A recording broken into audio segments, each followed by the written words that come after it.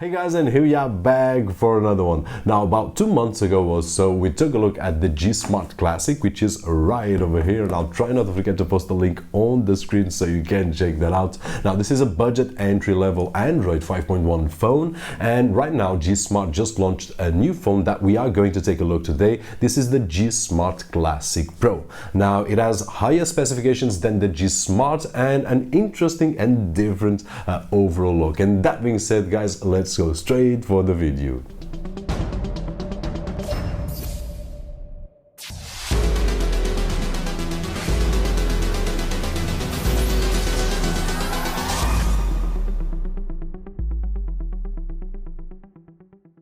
And here we are with the Gsmart Classic Pro that features the octa-core CPU, MediaTek 6592, 1GB of DDR3 Ram and 8GB of flash storage with Android Lollipop 5.1 in a 5-inch IPS display with HD resolution that has 293 ppi. And regarding our usual and quick unboxing experience, once we open the package we will have the Gsmart Classic Pro on the top, protected by a plastic envelope and a protection film, a screen protector, the usual documentation, one power adapter, a set of earpods and a 2000 mAh battery. Now, to set it up, it's really easy. All we need to do is to remove the back cover, insert 1 or 2 SIM cards at our choice along with a micro SD card up to 32 gigs, pop in back the battery, place the back cover on, and that is it. We are now ready to start using it. Now, in comparison with the classic model, it's a bit smaller and easier to hold on one hand.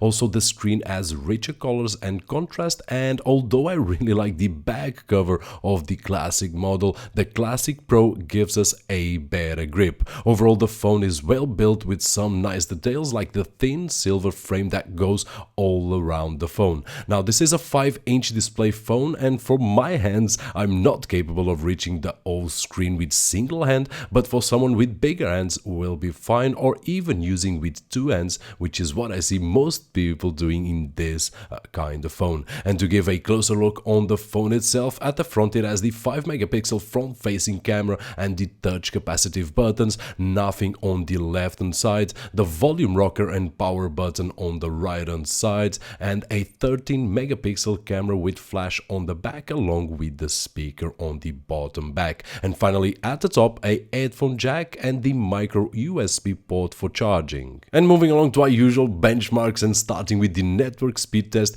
using as always the Devolo Powerline adapter kit with gigabit connection and Wi-Fi AC, I could get 66 megabits per second of download speed and 20 megabits per second of upload speed. On disk speed test we got 32 megabytes on reads and 7.3 megabytes on writes. Geekbench 3 with 374 on single core score and 2100 on multi-core score, Antuntu with roughly 28,000, 3D Mark score, iStorm Extreme with 4,477, and finally on Epic Citadel 52.7 frames per second of average score. Now, when we start using the phone, there's not a lot of crash installed, but there are a few apps. Some we can remove and others we will have to force stop if we don't want to use them. As usual, Gsmart is delivering online updates, which is great to keep improving the device, and in terms of performance, while browsing the phone I found no lag at all. Everything was responsive and fast, and after the nice experience with the classic model,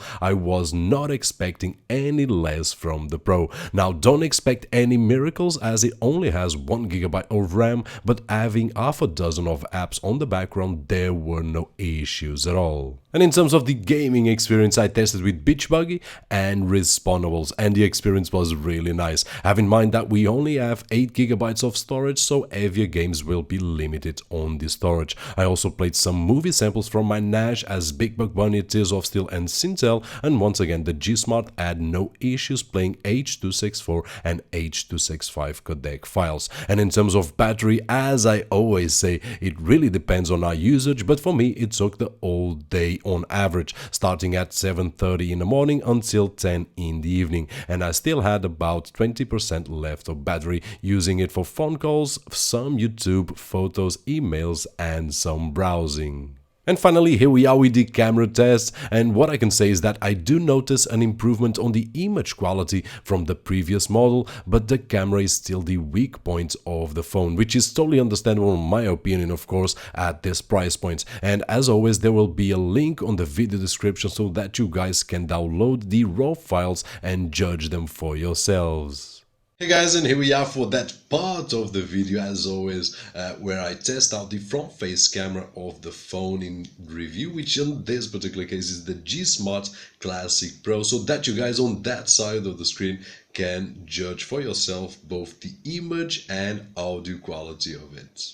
So in conclusion guys, things that I did like the most on the Gsmart Classic Pro were that it can take up to 2 SIMs and 1 micro SD card, a good grip for a 5-inch phone, and finally a nice overall performance. On the other hand, on the things that I did like the least were only one, and that is the image and video quality. And that is it, we have reached the end of another review, this time the Gsmart Classic Pro. Hope that you guys enjoyed the video, and if you did so, don't forget that usual thumbs up. My name is Roberto Jorge, and as always, I'll see you on the next one.